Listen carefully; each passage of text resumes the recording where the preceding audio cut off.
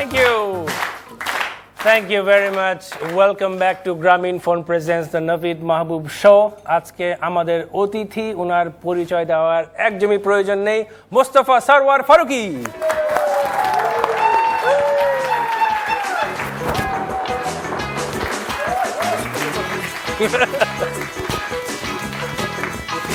ফারুকী ভাই, welcome to the show. আমি কিন্তু আপনাকে অন্যান্য গেস্টদের থেকে আজকে একটু বেশিক্ষণ ধরে একটু হাগ করলাম। কিন্তু আপনার বাড়ি কোথায়? না, আপনি যেখানে বলতে চাচ্ছেন সেখানে না। আসলে আমি জানি যে আপনার একটু জ্বর হয়েছে, একটু ঠান্ডা লেগেছে, এবং যেহেতু বাইরে এত ঠান্ডা আপনাকে ধরে একটু আমি একটু উষ্ণতা পেলাম আর কি, সেজন্য আপনাকে অনেক অনেক ধন্যবাদ। আমিও দিতে পেরে অনেক খুশি। I don't know what exactly you meant there. তো ফারুকী ভাই কেমন আছেন বলেন? ভালো। এবং আমি জানি যে এখন আপনি সত্যি খুবই ব্যস্ত, কারণ এখন একটা খুব বড় একটা কিছু ঘটতে যাচ্ছে, রাইট? হুইচ ইজ আমার ছবি মুক্তি পাচ্ছে, টেলিভিশন মুক্তি পাচ্ছে,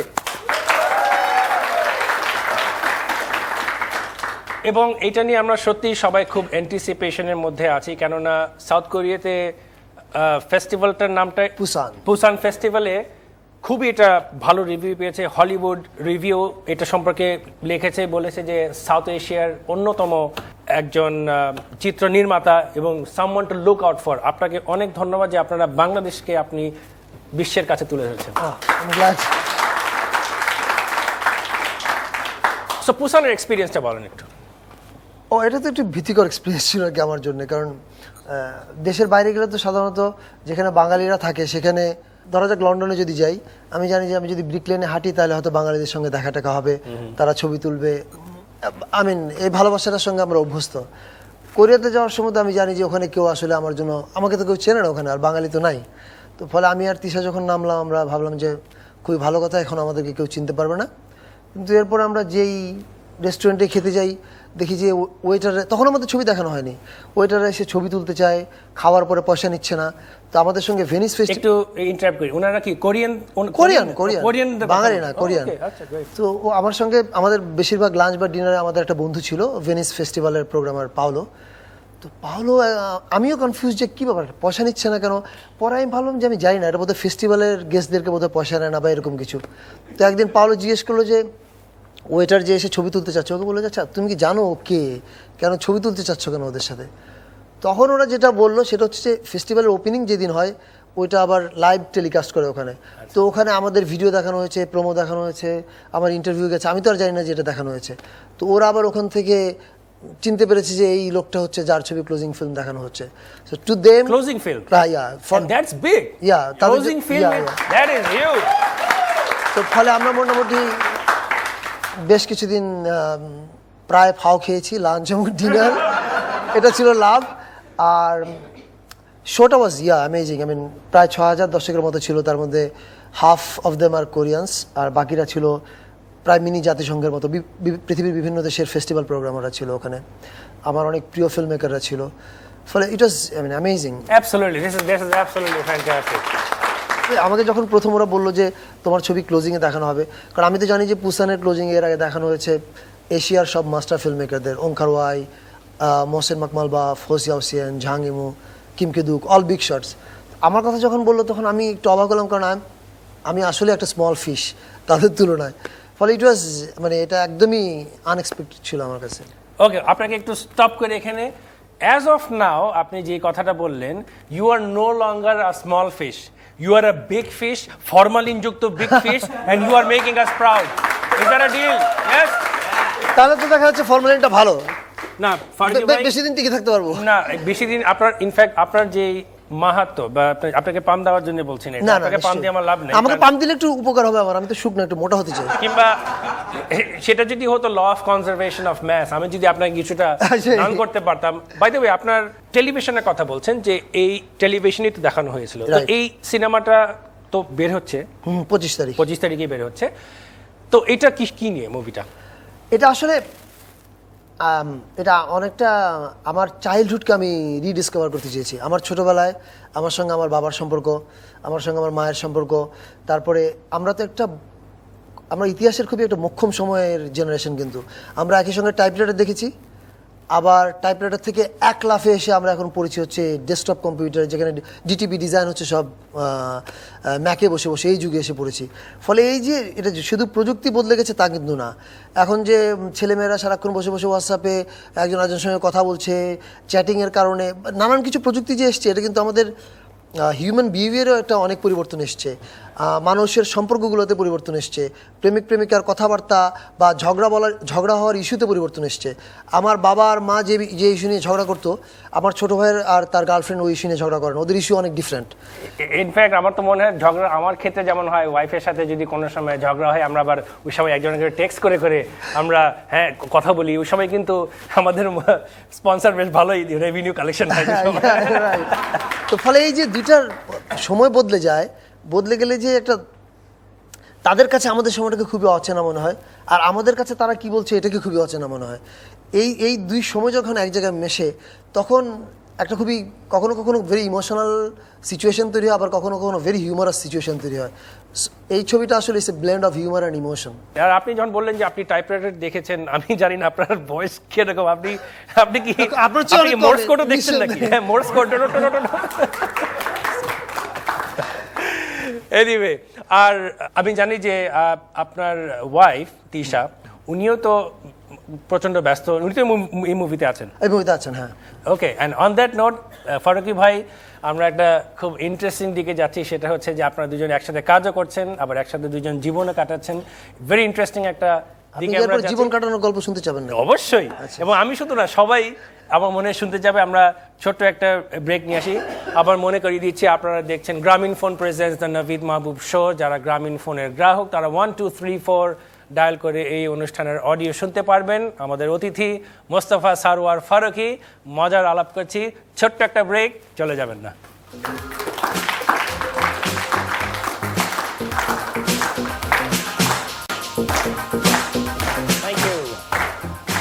thank you very much. Welcome back to Grameenphone presents the Navid Mahbub show, এবং আমার সাথে রয়েছেন মোস্তফা সারওয়ার ফারুকী। ফারুকী ভাই, welcome back once again to the show. এবং আমরা ব্রেকে যাওয়ার আগে ইন্টারেস্টিং একটা আলাপের দিকে যাচ্ছি, সেটা হচ্ছে তিশার কথা বলছিলাম, যে উনিও একই প্রফেশনে, আপনার মুভিতেও আছে, কিন্তু অন সেট আপনারা ফুললি প্রফেশনাল একটা সম্পর্ক। এইসব ক্ষেত্রে যেটা হয় যে দুজনই খুব ব্যস্ত থাকেন, তো আপনাদের দেখা হয় কি এরকম হয় যে 3-4 দিন হয়ে যাচ্ছে দেখাই হয় না, বা দেখা হলে দিনের শেষে প্রচন্ড tired? How does it work? আমার সঙ্গে আমি সত্যি ওকে দিনের আলোতে খুব কম দেখেছি। দিনের আলোতে ওকে কেমন দেখা যায় আমার ধারণা নেই। আচ্ছা, বিয়ের আগে দিনের আলোতে দেখেছি। হ্যাঁ, তাও ভালো। তো এখন হ্যাঁ, অনেক সময় দিনে দেখা বলো, আসসালামু, আমার নাম মোস্তফা সারওয়ার ফারুকী। আরে ধর, আমি তিশা তো। তো হ্যাঁ, আমাদের বেশিরভাগ সময় দেখা হয় রাত 11টার পরে। আচ্ছা। তো এটার ভালো দিক হচ্ছে যে আপনি খুবই ক্লান্ত হয়ে বাসায় ফিরবেন, ফলে সম্পর্কটা খুব রোমান্টিক থাকে, ঝগড়া করার কোনো এনার্জি থাকে না। So it's good.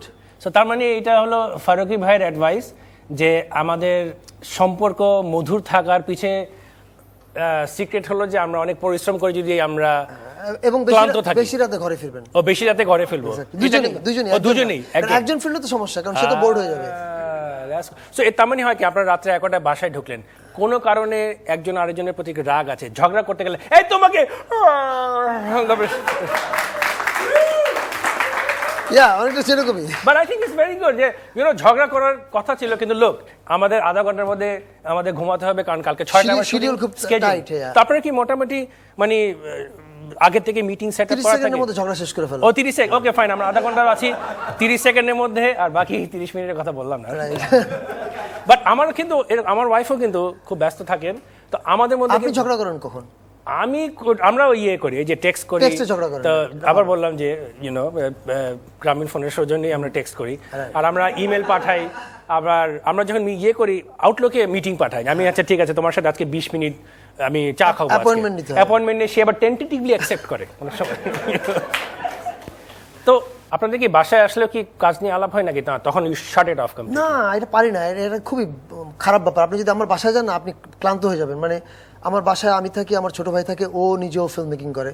ফলে ডাইনিং টেবিলের মূল কাজ হচ্ছে পরের ছবি কি হবে, আগের ছবি কি হলো, এই কি হলো, সেই কি হলো, সারাক্ষণ এই আলোচনা। এটা ভাইয়ের কথা বোরিং। বাট তিশার কথা, তিশা সহ তো আমি, তিশা, আমার ভাই, তিনজন মিলে এই আলোচনায়। তিশা বলে না যে okay fine, okay time out, আর কাজ নিয়ে কথা না, it's boring, it's really boring. কারণ আমার বাসায় যেমন আমার wife she is a banker, আমি কমেডি করি, তো আমি কিন্তু সবসময় যোগ করতে থাকি কথা, সে কিন্তু একেবারে আমাকে আবার আপনি বলে। হ্যাঁ দেখেন, আমি কিন্তু একজন ইঞ্জিনিয়ারকে বিয়ে করেছি, কমেডিয়ানকে বিয়ে করি, আমাকে এখনো আপনি বলে।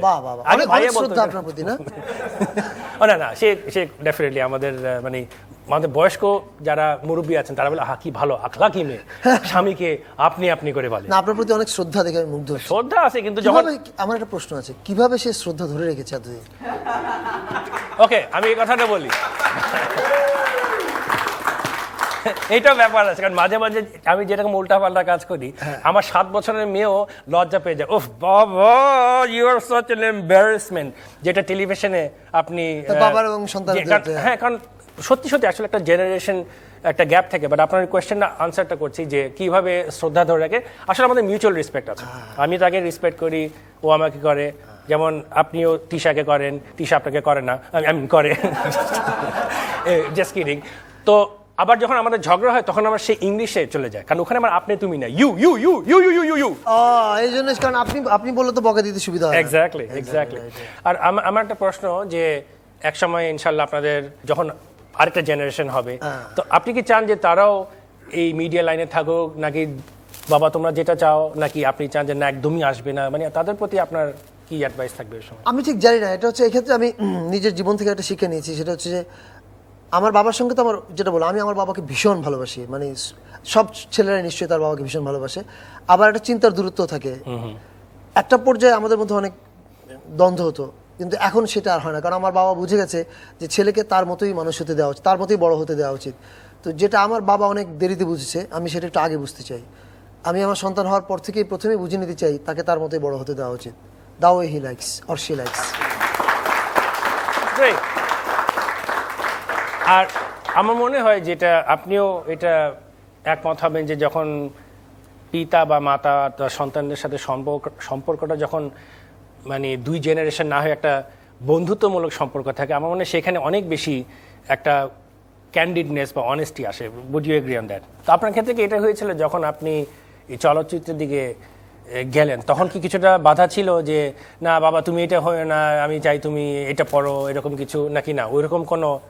আমি যখন ফিল্মের দিকে গেলাম তখন আসলে না, ততদিনে আমার বাবা আমার আশা ছেড়ে দিয়েছে। তো ততদিনে বাবা বুঝে ফেলেছে যে একে দিয়ে আর কিছু হবে না, যদি কিছু হয় সেটা বোনাস। ফলে আমি যাই করি তাতেই তখন ফ্রি লাইসেন্স, তবু কিছু একটা কর না। কিন্তু এখন এই মুহূর্তে আপনি আমাদের বাংলাদেশের মুখ যেভাবে উজ্জ্বল করছেন, এই বিশেষ করে সাউথ কোরিয়া থেকে আসলেন, আপনি যদি ওই হলিউড রিপোর্টারের কপি নিয়ে গেলেন বাবা, তখন তার রিয়াকশনটা কি? না, সে নিশ্চয়ই এখন খুবই গর্বিত, এ বিষয়ে তো কোনো সন্দেহ নাই। মানে বাট আগের জেনারেশন কিন্তু এটা খুব বেশি এক্সপ্রেস করে না, ইনডাইরেক্টলি। হ্যাঁ, তারা বসে একটা হাসি দিবে, এটা থেকে আপনার অনেক কিছু বুঝে নিতে হবে। হ্যাঁ, এক্স্যাক্টলি। তো এখনো কি রুম করে যে একটা হাসি দিল, তখন আপনি কি টিশা হচ্ছে যে হাসিটা দিল, তার মানে কি সে অ্যাপ্রিশিয়েট করলো না করলো না? সে I'm sure he's proud of. I'm sure he is. I mean, oh come on. I mean, if he's not proud, I mean, 160 million people are proud. I mean, he'd better be proud, right? No, he's proud. Aren't we all proud of him? Yeah, he's proud. Yeah, thank you so much. Farooki ভাই, সত্যি আমি বলছি যে আপনি এত ব্যস্ততার মধ্যে যে আমার এখানে আসতে পেরেছেন, আপনার শরীরও খারাপ ছিল, আপনি ফোন করেছেন নাবিদ আমি কাশছি, আমি ঠান্ডা, কিন্তু তাও আমি আসছি, এবং কাশছি এবং আসছি, এবং আমরা সবাই হাসছি। Thank you so much. এবং আমরা সেই সাথে আপনার জন্য সম্মানও জানাচ্ছি যে আপনি এত কষ্ট করে এসেছেন। আর wish you all the best. এবং টেলিভিশন যে রিলিজ হবে, আপনি কিন্তু আমাকে 2টা টিকিট দিবেন বলেছেন, আমি বলি 3টা, আমার মেয়ের জন্য ডিল, নাকি আবার অফ ক্যামেরা গিয়ে বলেন কি বলছিলাম মনে নেই? না, আমি একটু 2 মিনিট বিজ্ঞাপন করে নিই। হ্যাঁ, অফ কোর্স, এক্স্যাক্টলি। এখানে যারা আছেন তাদের সবাইকে আমন্ত্রণ আমার ছবিটা দেখতে যাওয়ার জন্য, আর যারা টিভিতে দেখছেন তাদের সবাইকেও একই কথা, আপনারা দেখতে যান, বন্ধু বান্ধব সবাইকে নিয়ে দলে বলে হলে যান। মানে আমাদের ছবি হলে গিয়ে দেখতে হবে, নাহলে আমাদের ইন্ডাস্ট্রি বদলাবে না, নাহলে আমরা চিরকাল বলিউডকে কপি করতে থাকবো। এক্স্যাক্টলি। All the best. আবার মনে করিয়ে দিচ্ছি যারা এই অনুষ্ঠানটা দেখছেন তাদের মধ্যে যারা গ্রামীণ ফোনের গ্রাহক তারা 1234 ডায়াল করে এই অনুষ্ঠানের অডিও শুনতে পারবেন। আশা করি এই এপিসোড ভালো লেগেছে। আমাদের সাথে ছিলেন মোস্তফা সারওয়ার ফারুকী এবং সেই সুবাদে আমরা এই এপিসোড শেষ করছি। নাভিদ মাহবুব, মোস্তফা সারওয়ার ফারুকী, চমৎকার অডিয়েন্স, গ্রামীণ ফোন এবং এনটিভি আপনাদের কাছ থেকে বিদায় নিচ্ছি। Next week. Thank you so much. Thank you very much. Thank you brothers. ভালোই তো বললেন, ভালোই তো বললেন। দর্শক হিসেবে অংশগ্রহণের জন্য যোগাযোগ করুন আমাদের ফেসবুক পেজ দ্য নাভিদ মাহবুব শোর মাধ্যমে। এই অনুষ্ঠান ধারণ করা হয়েছে নাভিদস কমেডি ক্লাবে।